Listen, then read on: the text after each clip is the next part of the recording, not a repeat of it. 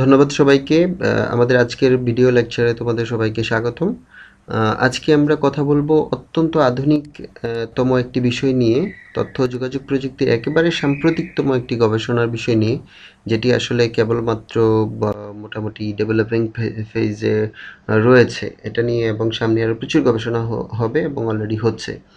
সেটি হচ্ছে কি ভার্চুয়াল রিয়েলিটি।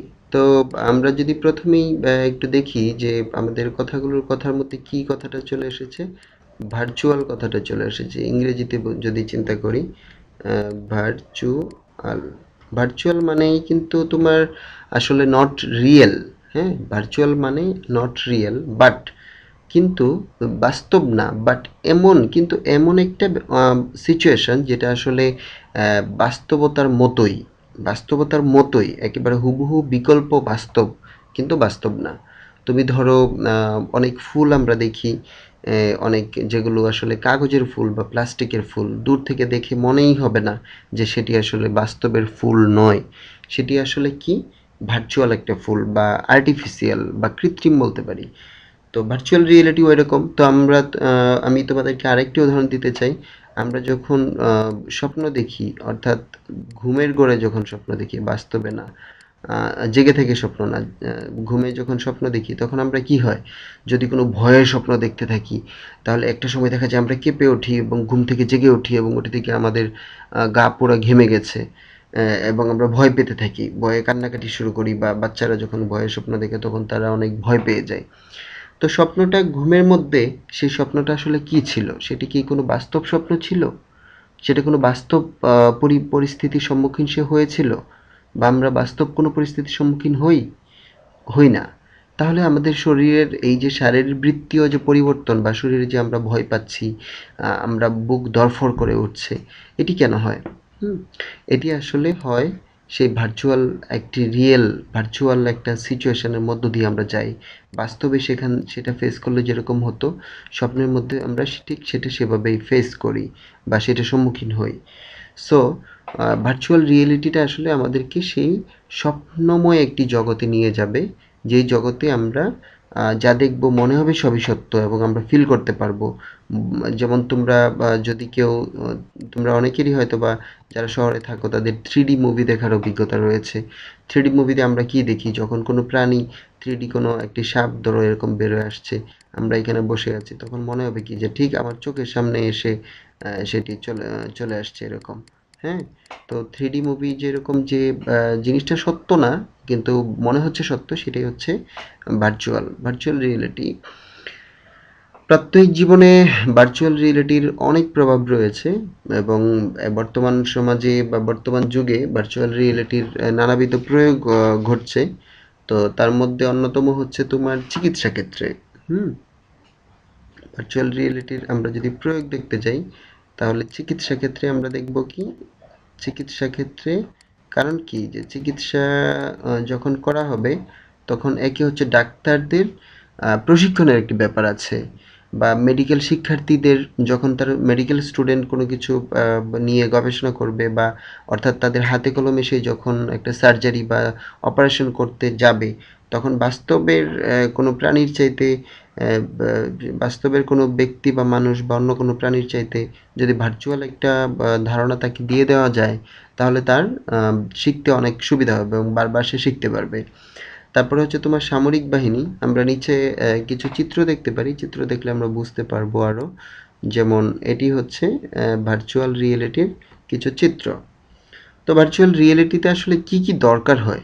হ্যাঁ, দেখো, এই যে প্রত্যেকের চোখে, এই ব্যক্তির চোখে দুজনই হয়তো বা ইনি তো দেখাই যাচ্ছে সামরিক বাহিনীর প্রশিক্ষণ নিচ্ছে, আর সে হচ্ছে ফ্লাইং, মানে বিমান থেকে জাম্প করার যে প্রশিক্ষণ সেটা নিচ্ছে। তো দুজনের চোখেই কিন্তু একটা গ্লাস রয়েছে, চশমা, একটা অত্যাধুনিক চশমা, প্রযুক্তির বিভিন্ন যন্ত্রপাতির সমন্বয়ে গঠন করা একটা চশমা রয়েছে। তারপর তাদের হাতের মধ্যে দেখো বিশেষ ধরনের গ্লোভস বা মোজা রয়েছে। হ্যাঁ, বিশেষ ধরনের গ্লোভস রয়েছে। তারপরে হচ্ছে তোমার তাদের পিছন দিকে দেখো বেশ কিছু তার সামগ্রী রয়েছে। হ্যাঁ, এই যে তার, এবং তারপরে তোমার আরও অন্যান্য যন্ত্রপাতি রয়েছে যেগুলোকে আমরা বলতে পারি কি যে তাদের মাথার মধ্যে একটা হেডসেটও রয়েছে, হ্যাঁ, এই যে হেডসেট, অত্যাধুনিক একটা হেডসেট। তো এই সব কিছু হচ্ছে আসলে কি, এবং এই তারের সাহায্যে তারা আসলে কি কোনো একটা পিসির সাথে অর্থাৎ পার্সোনাল কম্পিউটার বা কম্পিউটারের সাথে তারা যুক্ত। এই যে এই ব্যক্তির পিছনে যে তারগুলো দেখতে পাচ্ছ সেইগুলো আসলে কোনো না কোনো কম্পিউটারের সাথে যুক্ত। সেই কম্পিউটারটাতে আসলে অত্যাধুনিক সরঞ্জামাদি গুলো কানেক্টেড, এবং সেগুলো কম্পিউটার তার অতি উন্নত সফটওয়্যার দ্বারা নিয়ন্ত্রণ করে। তারপরে এখানে তোমার বিভিন্ন ভিডিও ডিভাইস লাগবে, যেমন এই যে এখানে স্ক্রিন, তারপরে সাউন্ড সিস্টেম লাগবে, অর্থাৎ পুরোপুরি একটা বাস্তব যে রিয়েল পরিবেশ আমাদের চারপাশে যে ফিলিং হবে, সাউন্ড সিস্টেম, ভিডিও সিস্টেম, এগুলো লাগবে, হ্যাঁ। বাস্তবতা তুমি যেভাবে দেখবে ঠিক সেরকম একটা কৃত্রিম পরিবেশ তৈরি করা হয় যাতে সবাই প্রশিক্ষণার্থীরা জিনিসগুলো শিখতে পারে। এখানে দেখবে তুমি যে একটা গেমিং এর মতো, এটা আসলে একটা থ্রি ডি প্রাণী। এখানে দেখা যাচ্ছে এটা মনে হচ্ছে যে বাস্তবে দাঁড়িয়ে আছে, এটার মাধ্যমে দেখলে মনে হবে এরকম।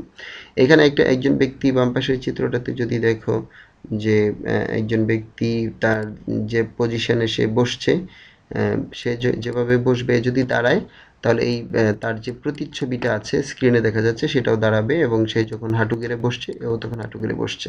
হুম।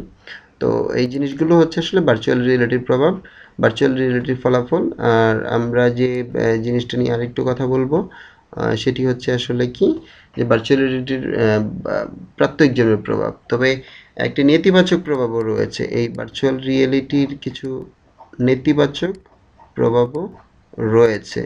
সেই নেতিবাচকটাকে আমরা লাল করে দেখাতে পারি, হ্যাঁ, যেটা আমরা গ্রহণ করব না।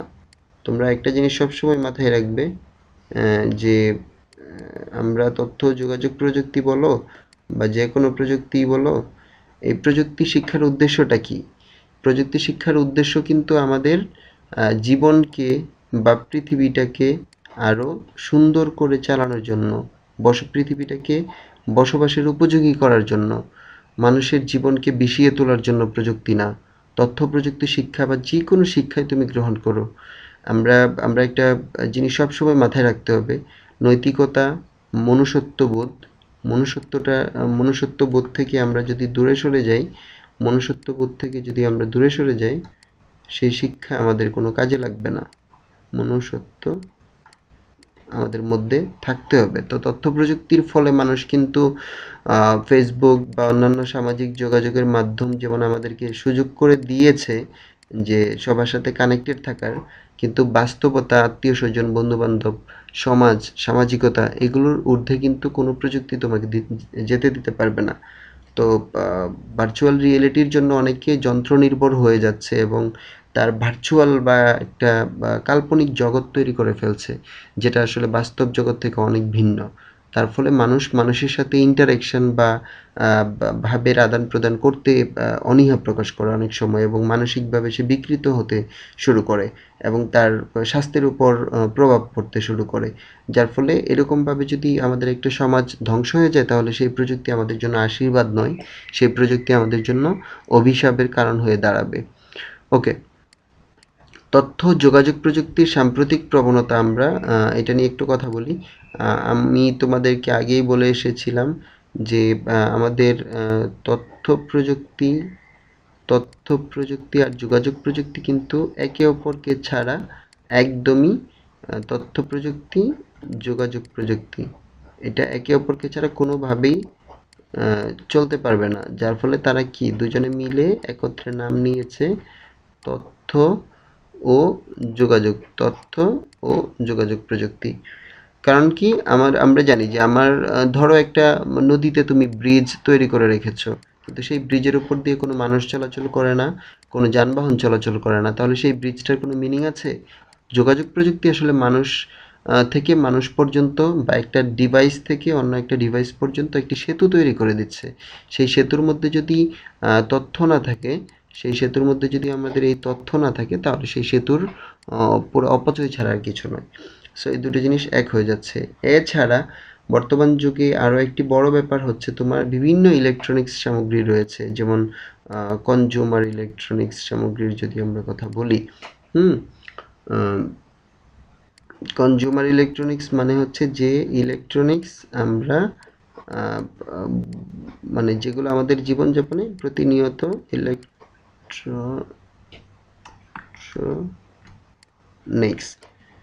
যেগুলো আসলে আমাদের দৈনিক বা প্রাত্যহিক জীবনযাপনে সহযোগিতা করে থাকে, যেমন তোমার টেলিভিশন আমরা বিনোদনের মাধ্যম হিসেবে নিচ্ছি, তারপরে রেফ্রিজারেটর, হ্যাঁ, বা ফ্রিজ যদি আমরা চিন্তা করি, VCD, CD, DVD, radio, washing machine, এসবই আসলে কি কনজিউমার ইলেকট্রনিক্স। তো এই কনজিউমার ইলেকট্রনিক্স, তারপরে তোমার হচ্ছে গেম, বিনোদনের জন্য আরও অনেক মাধ্যম আছে, যেমন গেম ও বিনোদন, গেম, গেমিং ডিভাইস আছে, ও বিনোদন করার জন্য অনেক ডিভাইস আছে। এই এই সব কিছু কিন্তু আর আলাদা আলাদাভাবে আমরা চিন্তা করতে পারি না। তুমি এখন গেম খেলতেছো কোথায়? যারা শহরে বা ইন্টারনেটের সাথে কানেক্টেড তারা দেখবে তুমি ইন্টারনেটে গেম খেলছো, হ্যাঁ। তোমরা গেম খেলছো কোথায়? ইন্টারনেটের মাধ্যমে। ইন্টারনেটে গেমিং কম্পিটিশনও করা যায়, প্রোগ্রামিং কম্পিটিশন করা যায়, হ্যাঁ। তো এই প্রতিটা মানুষ এখন কি করছে, সে ইন্টারনেটে গেম খেলছে, তারপরে প্রোগ্রামিং করছে, অর্থাৎ কাজগুলো কিন্তু আর একা একা নেই, একজন আরেকজনের সাথে যুক্ত হয়ে সারা পৃথিবী। আমরা বলেছিলাম যে গ্লোবাল ভিলেজের বাসিন্দা, আমরা গ্লোবাল ভিলেজের অধিবাসী। সো আমরা বাংলাদেশে বসে পৃথিবীর যে কোনো দেশের যে কোনো প্রান্তের মানুষের সাথে কম্পিটিশনে নামতে পারবো, গেমিং কন্টেস্টে যেতে পারবো, প্রোগ্রামিং কন্টেস্টে যেতে পারবো, ফটোগ্রাফি কন্টেস্টে যেতে পারবো। অর্থাৎ সব কিছু এখন কি হয়ে যাচ্ছে, যে একটা কমন প্ল্যাটফর্ম, অর্থাৎ একটা কমন ইন্টারনেট কেন্দ্রিক সব কিছু হয়ে যাচ্ছে। যে তুমি ধরো দাবা খেলবে, দাবা খেলার জন্য সবসময় তুমি ইন্টারনেটে অনেক ওয়েবসাইট আছে যেখানে দাবা নিয়ে দাবা খেলার কম্পিটিশন হচ্ছে, বা সবাই, তুমি চাইলে এখানে বসে পৃথিবীর দেখতে পারবে যে কার র্যাঙ্কিং কত, ওই অনলাইনে তাদের র্যাঙ্কিং বা কে কেমন ভালো খেলোয়াড়, সেই অনুযায়ী তুমি তার সাথে দাবা খেলতে পারবে। অর্থাৎ প্রতিটা জিনিসই কিন্তু একটা মিলে যাচ্ছে, একে অপরের সাথে একীভূত হয়ে যাচ্ছে।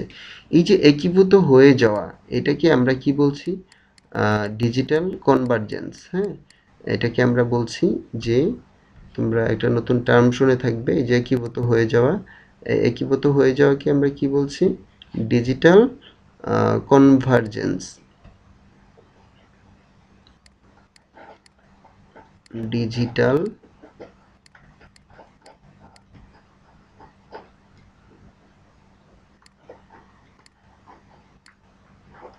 কনভার্জেন্স, একটু সংক্ষেপে বলি। ডাইভারজেন্স একটি কথা আছে, ডাইভারজেন্স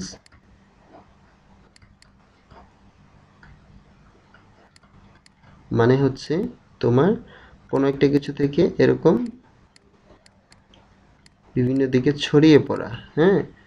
আর অন্যদিকে তোমার কনভার্জেন্স কথাটা কিন্তু যে এরকম সবকিছু একটা নির্দিষ্ট বিন্দুর দিকে যাওয়া, এরকম একটা বিন্দুতে গিয়ে মিলে যাওয়া। সো আমাদের তথ্য ও যোগাযোগ প্রযুক্তির সাম্প্রতিক প্রবণতাটা কি? সবাই এক জায়গায় মিলে যেতে চাচ্ছে। সো এটাকে আমরা কি টার্ম বলছি? ডিজিটাল কনভার্জেন্স, হ্যাঁ। তো এরকম কিছু জিনিসের ফলেই তুমি দেখবা যে আধুনিক কিছু ডিজিটাল কনভার্জেন্সের উদাহরণ, মাইক্রোসফটের যারা গেম খেলো বা গেমিংয়ের সাথে জড়িত, তারা দেখবে যে এক্স বক্স, যে গেমিং কনসোল আসছে নতুন বাজারে, এই এক্স বক্সটা কিন্তু তোমার তথ্য প্রযুক্তির সাথে বা তথ্য যোগাযোগ প্রযুক্তির একটা কম্বিনেশন, আইটির সাথে মিলে আইটির প্ল্যাটফর্ম ইউজ করছে। তারপর অ্যাপলের আইপড যে ডিভাইসটা রয়েছে গান শোনার জন্য, সেটি কিন্তু তোমার টেলিকমিউনিকেশনের সাথে মিলে গেছে, টেলিকমিউনিকেশনের সাথে এক হয়ে যাচ্ছে। সো তারপরে হচ্ছে তোমার সোনি কর্পোরেশনের ভাইও যে ডিভাইসটা আছে, সেই ভাইও ডিভাইসটা হচ্ছে তোমার কনজিউমার ইলেকট্রনিক্স প্লাস হচ্ছে আইটি বা তথ্য ইনফরমেশন টেকনোলজির সাথে মিলে যাচ্ছে। সো আমরা দেখতে দেখতে পেলাম কি, যে সবাই আসলে একটা কমন প্ল্যাটফর্মে চলে আসতে চাচ্ছে। সেই জিনিসগুলো কি কি? যে আমরা এখানে বলেছি যে তথ্য প্রযুক্তি, যোগাযোগ প্রযুক্তি, কনজিউমার ইলেকট্রনিক্স, গেম ও বিনোদন, সবাই আসলে মিলে কি হয়ে যাচ্ছে?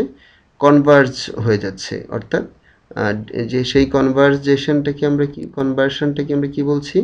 ডিজিটাল কনভার্জেন্স, সেটাকে আমরা আসলে কি বলছি, ডিজিটাল কনভার্জেন্স। ধন্যবাদ সবাইকে। আমাদের আজকের ভিডিও পর্বে আমরা পরবর্তীতে আরও কিছু জিনিস নিয়ে কথা বলবো। আজকের মতো এখানেই শেষ। সবাইকে পরবর্তী লেকচারে থাকার আমন্ত্রণ। খোদাহাফেজ।